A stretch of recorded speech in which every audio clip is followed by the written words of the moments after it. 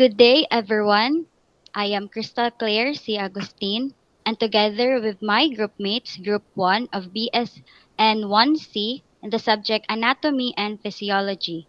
And today, we'll be tackling our answers in worksheet number 5, entitled Respiratory System.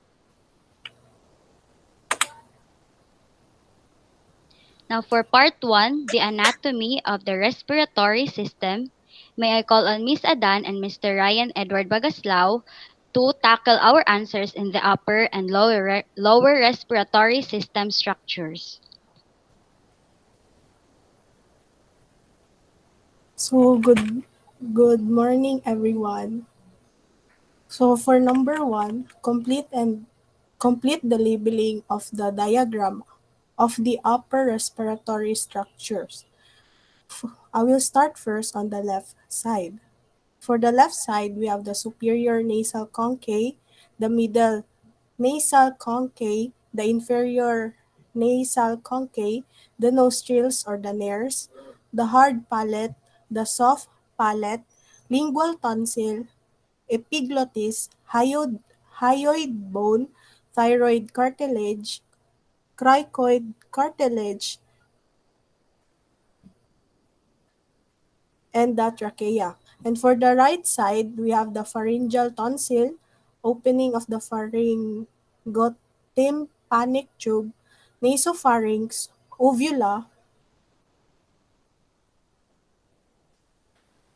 palatine tonsil, oropharynx, laryngopharynx, vocal fold, and the esophagus. For number 2, what is the significance of the fact that the human trachea is reinforced with cartilage rings? The cartilage rings in the trachea reinforce the trachea walls to keep its passageway open regardless of the pressure changes that occur during breathing. The open parts of these cartilage rings allows the esophagus to expand anteriorly when large pieces of food are swallowed. Of the fact that the rings are incomplete posteriorly, the trachealis muscle abuts the esophagus and completes the wall of the trachea posteriorly. The trachea walls keep its passageway open regardless of the pressure changes that occur during breathing. For number 3, name the specific cartilages in the larynx that are described below. Number 1, forms the Adam's apple. The answer is the thyroid cartilage. 2, a lid for the larynx, epiglottis. And number 3, broader anteriorly is the thyroid cartilage. For number 4, trace a molecule of oxygen from the nostrils nares to the pulmonary capillaries of the lungs.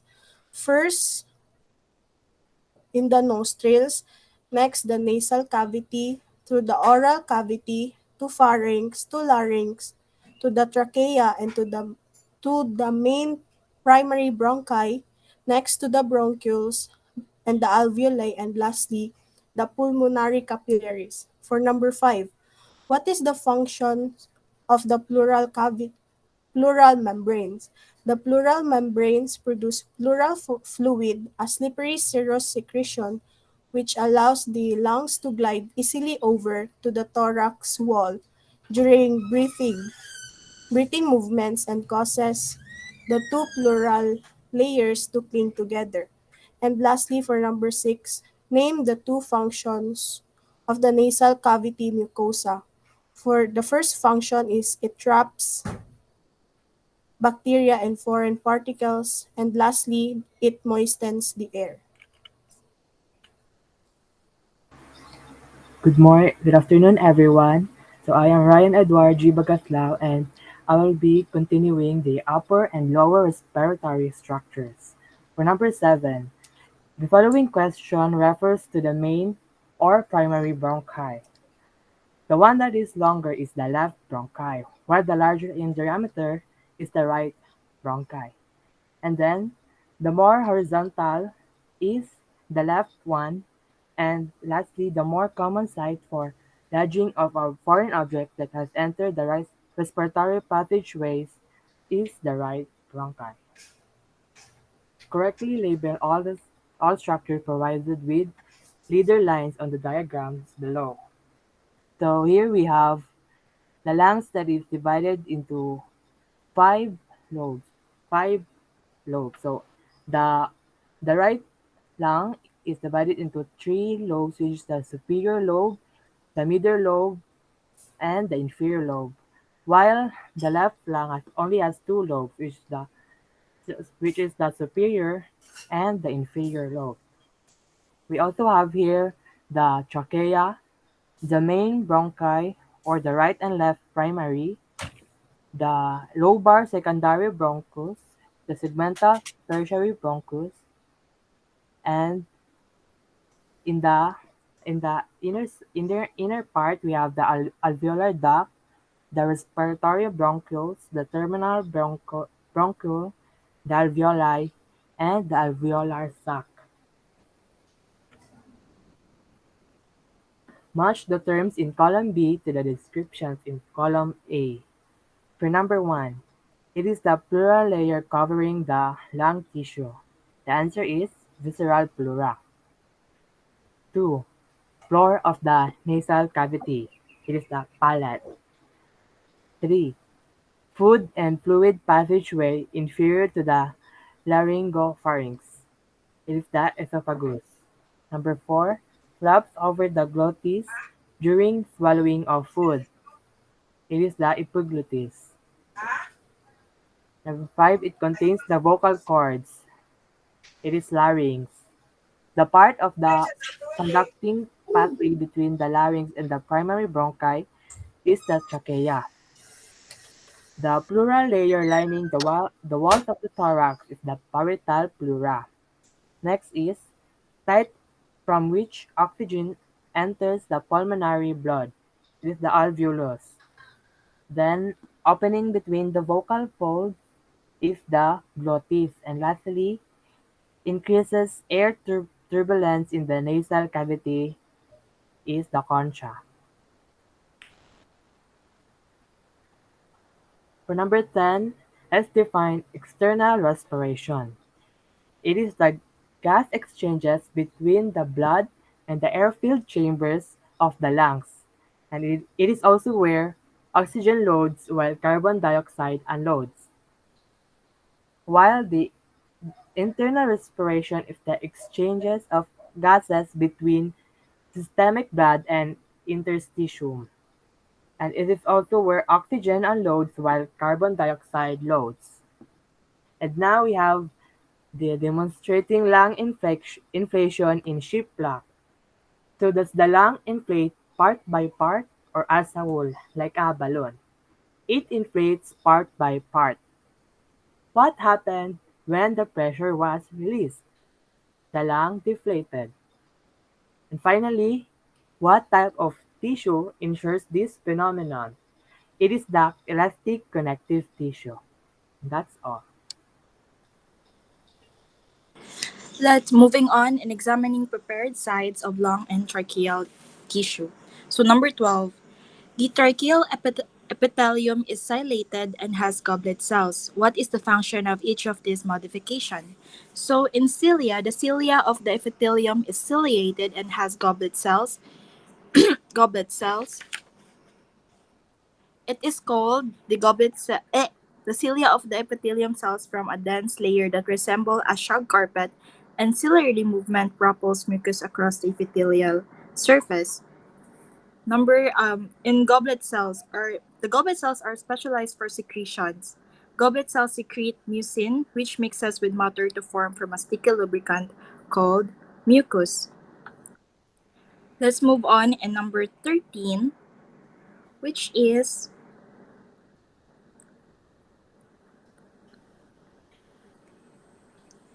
okay, number 13, all of the cells of the pseudo-stratified epithelium rest on the basement of the membrane. However, some of its cells are shorter than others and there are nuclei appear into different heights. Moving on, and number 14, On the diaphragm below, identify an alveolar epithelium capillary, endothelium, alveoli, and red blood cells bracket in the respiratory membrane. So let's start with the upper part, which is the alveolar epithelium. Next is besides the capillary endothelium and the RBC, and in the side, which is pointing in capillary endothelium, and the basement membrane, alveolar epithelium, and the center is the alveolus. Number 15. Why does oxygen move from the alveoli in the pulmonary capillary blood? The answer is by simple diffusion due to a higher concentration of the oxygen in the alveolar air inverse than in the blood. Number 16. What structural characteristics of the alveoli makes them an ideal site for the diffusion of gases? The answer is it's very thin that the membrane is separating the air from the blood. Now for part 2 in respiratory system physiology. So for the mechanics of respiration, may I call on Miss KARYL Dayan Asumbrado to tackle our answers. Respiratory system physiology. Mechanics of respiration. Number 1. Base your answer to the following on your observation of the operation of the model lung. Under what internal condition does air tend to flow into the lungs? When the thoracic volume increases, the thoracic pressure will decreases. Under what internal condition does air tend to flow out of the lungs? When the thoracic volume decreases, the thoracic pressure will increases. Gases move in the direction that tends to equalize pressure inside and outside the container. Number 2. Activation of the diaphragm and the external intercostal muscles begin the inspiratory process. What results from the contraction of this muscle, and how is this accomplished? The increase in thoracic volume. The diaphragm moves inferiorly, increasing the superior or inferior dimension. The ribs swing up and out, increasing the lateral and anterior and posterior dimension. Number 3. What was the approximate increase in diameter of chest circumference during a quiet inspiration? 0.8 to 2 inches. During forced inspiration, 2.8 to 3.1 inches. What temporary physiological advantage does the substantial increase in chest circumference during forced inspiration create? Increases the thoracic volume more, creating a greater negative internal pressure, causing the gases to rush in quickly. More oxygen-rich air reaches the alveoli as well.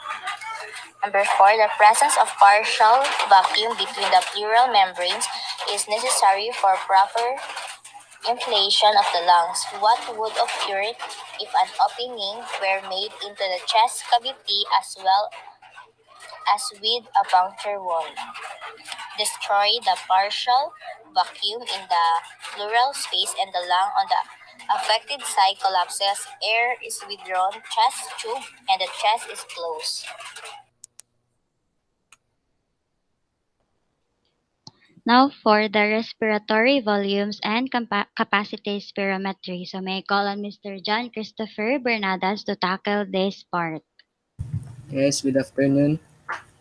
So for part 5, we have volume of air present in the lungs after a forceful expiration, and our answer is residual volume equals to 1,200 ml. Next, volume of air that can be expired forcibly after a normal expiration. Our answer is expiratory reserve volume 1,000 to 1,200 ml. Next, volume of air that is breathed in and out during a normal respiration. The answer is tidal volume equals to 500 ml.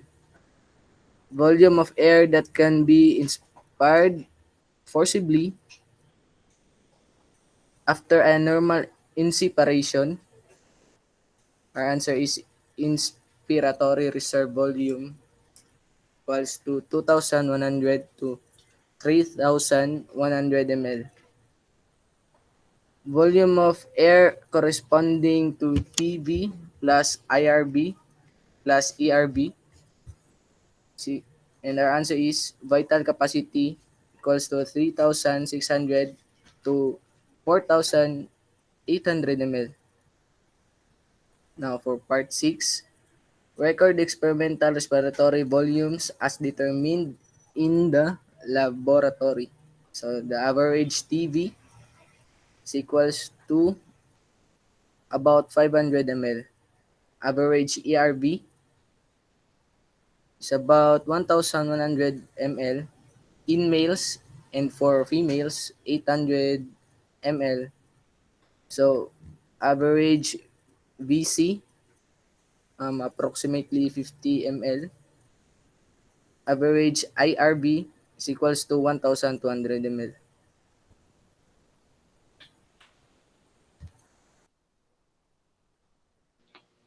So in factory influencing rate and depth of respiration, may I call on Ms.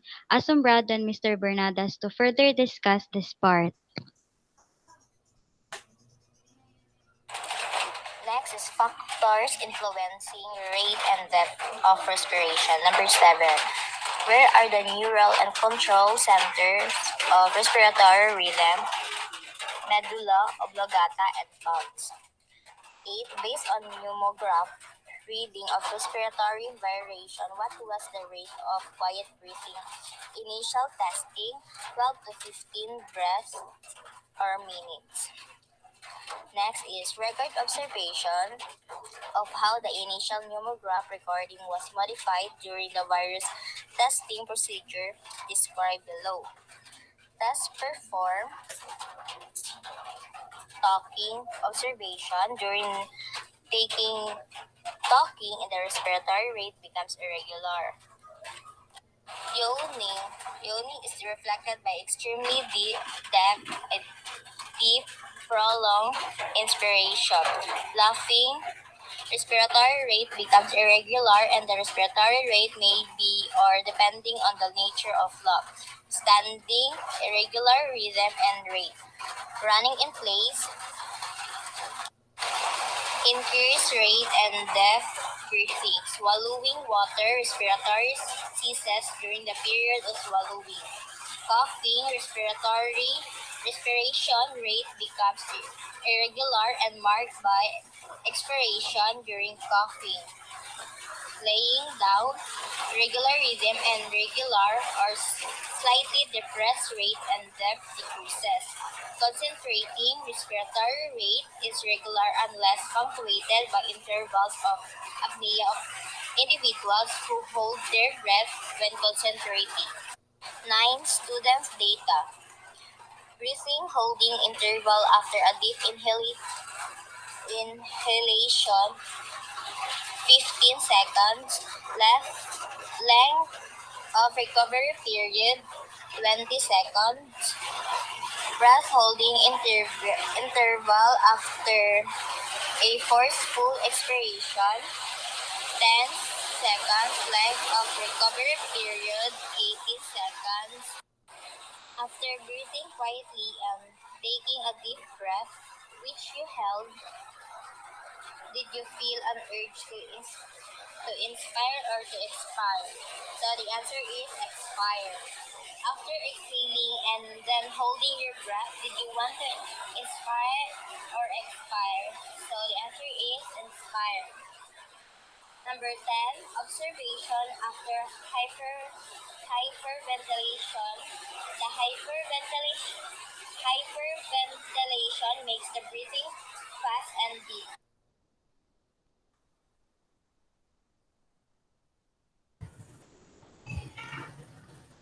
Blood CO squared levels and blood pH are related. When blood CO squared levels increase, the pH increases. Now, explain what changes might occur in the blood's pH if the breathing rate increased or decreased. The blood would become more alkaline if increased. The blood would become more acidic if decreased. Now, number 12, length of breath holding after hyperventilation. And our answer is 12.3 seconds.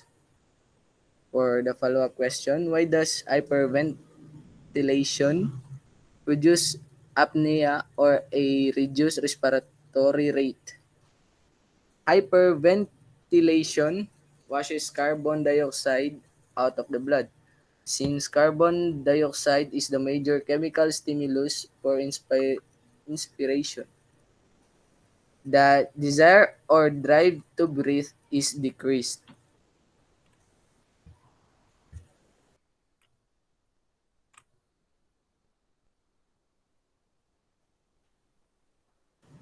Observations for rebreathing breathed air. More grades per minute, 100 to 23 breaths. More oxygen rather, less carbon dioxide, respiratory rate increased. For the follow-up question, why does breathed air increase the respiratory rate? This exhaled air is less oxygen and more amount of carbon dioxide. Oxygen demand increases, which increases respiratory rate. Number 14, do the following factors generally indicate with I, or increase or decrease indicates with D, the respiratory rate and death. For the first one, increase the blood CO squared. Our answer is letter I. Number 2, decrease in blood O squared.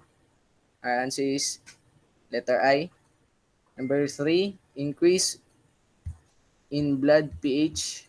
Our answer is letter D. 4, decrease in blood pH. And our answer is letter I.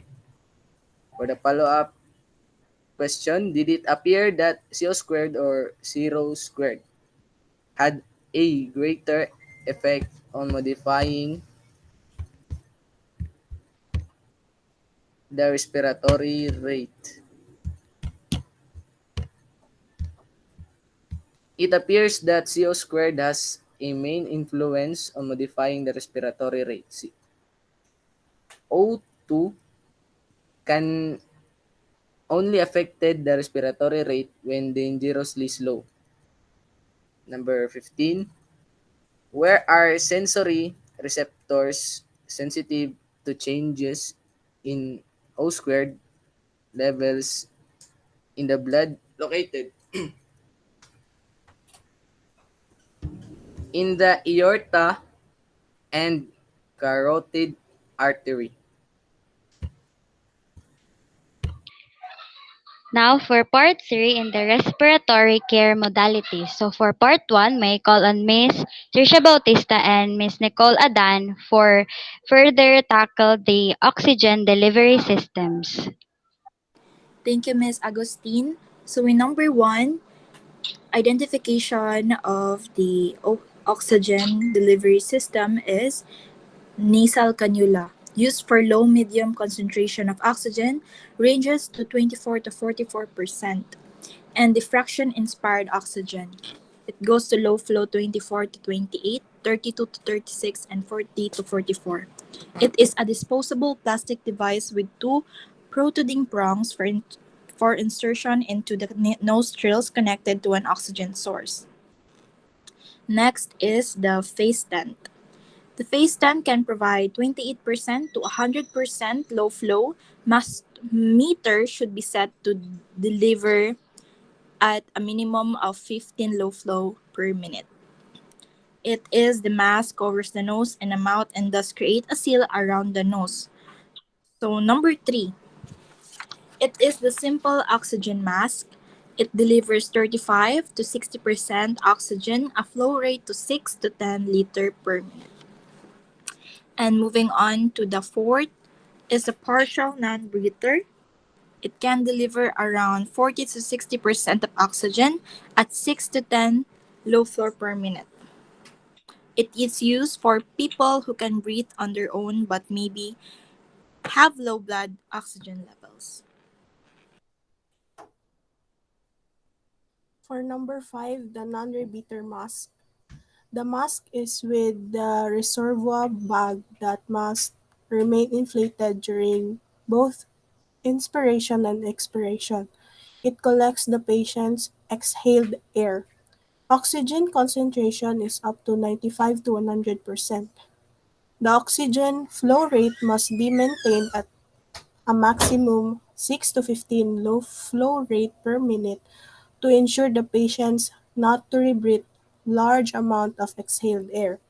The non-rebreathing indicated when an FiO2 is 40% is desired and for acute desaturation. Also, a non-rebreather mask is used in emergency situation to prevent hypoxemia, also known as low blood oxygen, conditions that disrupts your lungs' ability to uptake oxygen or your heart's ability to pump blood can cause low blood oxygen levels. For number 6, the Venturi mask. The mask is constructed so that there is a constant flow of room air blended with a fixed concentration of oxygen. It is a high flow of oxygen delivery device. Oxygen concentration from 40 to 50%.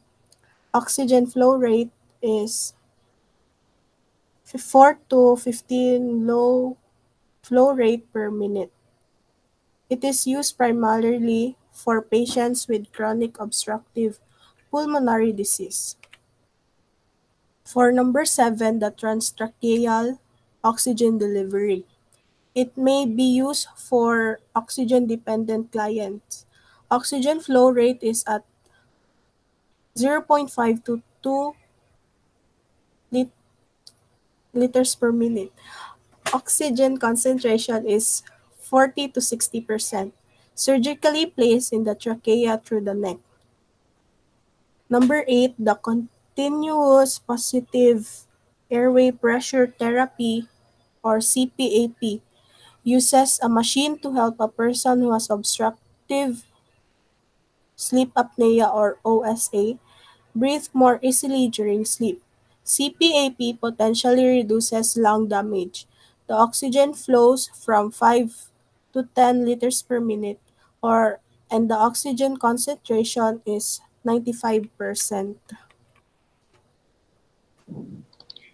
Now, for the part 2 of respiratory care modalities, for the oxygen tank, may I call on Miss YVANA Albarracin to tackle this part. Thank you, Tal. So for this part, we have to name the asked parts of the oxygen tanks. So number one, we have the oxygen gauge. So the purpose of this is to monitor the pressure within the oxygen tanks. The number two, we have the flow rate, and this is concerned with measuring gases and liquids in a tank. The most significant advantages of the flow meters are improved precision, accuracy, and resolution of the fluid measurement.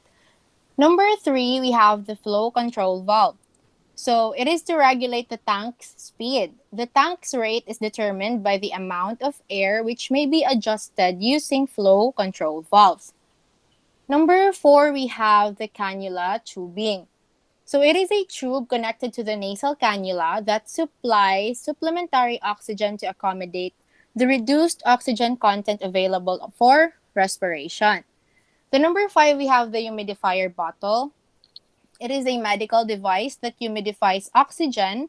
It improves humidity or moisture, and it lowers the dryness of supplementary oxygen during treatment and situations with an oxygen providing system.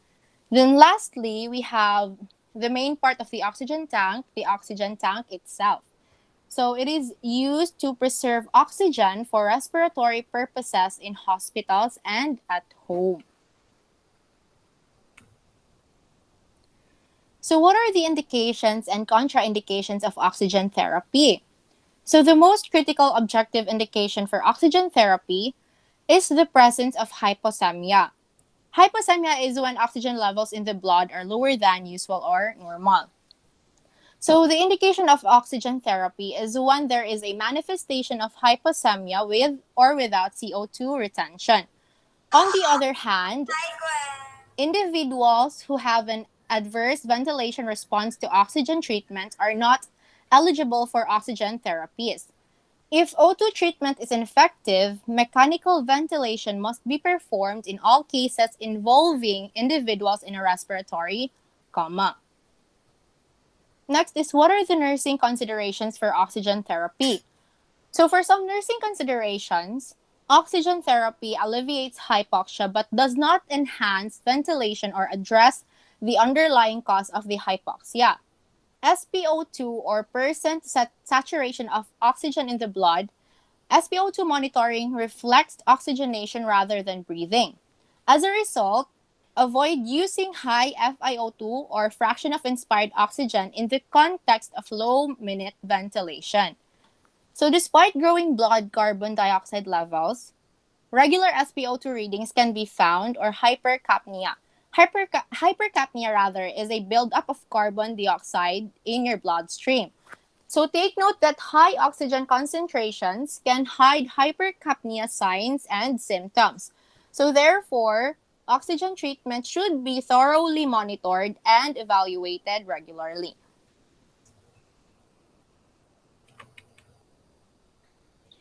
Now for the deep dive, a performance task or a video presentation will be shown to check and measure the respiratory rate, which is based on the scale 29 to 5, assessing respirations of Cosier and Herb's fundamentals of nursing, concepts, process, and practice in 10th edition. It is for guidance on how to locate the pulses and perform the aforementioned procedure.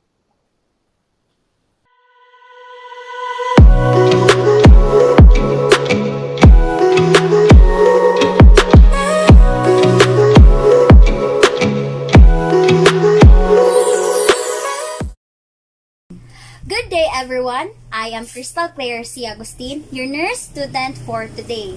And today, I will be assessing and demonstrating the respiration of a patient.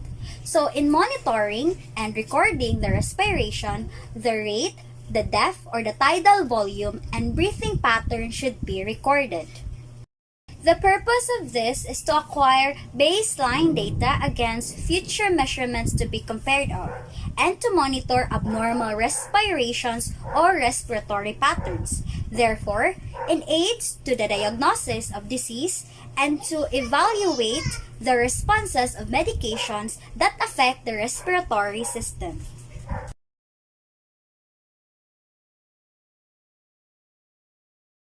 We must ensure proper hygiene. So we must use any disinfectant such as alcohol to prevent or reduce the transmission of microorganisms to our patient.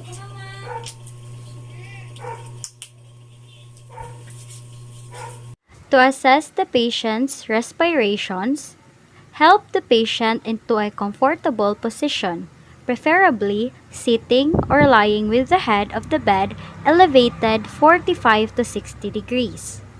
Ensure that the patient is comfortable and make sure the patient is as relaxed as possible.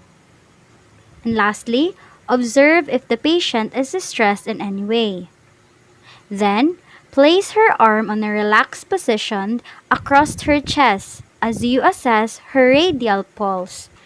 1 inspiration plus 1 expiration is equal to 1 full respiratory cycle. A regular respiration can be counted for 30 seconds and multiply by 2. The respiratory rate normally ranges from 12 to 20 breaths per minute. If the respiratory rhythm is irregular or less than 12 or more than 20 breaths, or to have full 60 seconds as you count the rate, observe the movement of the chest wall to note the depth of respiration. It is best to monitor and record the respirations immediately after taking the pulse. This will aid in a more accurate recording, as the patient will not be aware that you are observing respirations. Awareness that respirations are being recorded can make people alter their breathing.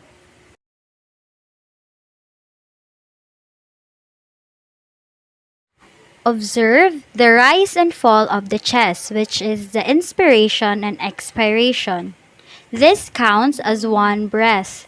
When observing the respiratory rate, it is important to note the color of the patient's lips. They may be cyanosed or color blue or discolored if the patient has respiratory problems. Cyanosis can also be observed in the nail bed, tip of the nose and ear lobes.